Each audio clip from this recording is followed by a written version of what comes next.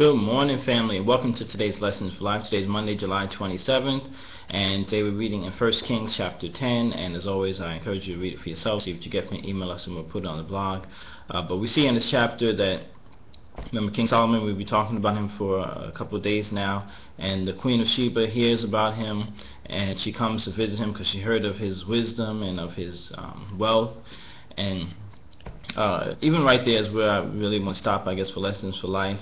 And the lesson I would share from just that portion is that many times your actions will speak for you.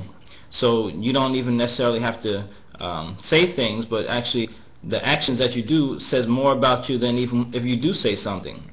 You may say something, but then your actions show something else. So it's really about the actions or the work that you do that speaks more about your integrity, about your character, than what you may say out of your mouth. So how I would even relate this, and I was thinking about this even in regards to business.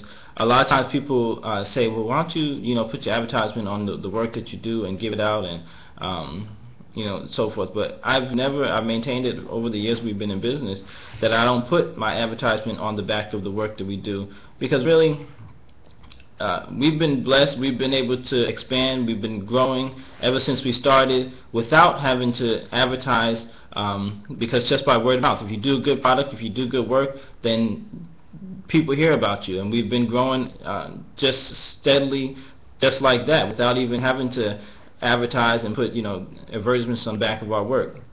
So that was an example that immediately came to mind about this, where, like I said, your work, your actions, what you do, what you produce is going to speak volumes about you, more so than what you may put on, what you may say, or for us, what we may put on the back of a program, on the back of our work, or whatever we do.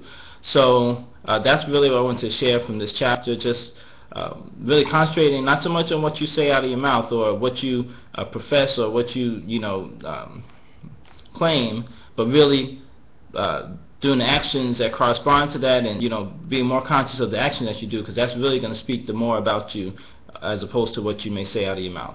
And other people see that really more so than they would hear what you say. So it's really about your actions. So with that, create yourself a wonderfully blessed day today, and we'll talk again tomorrow.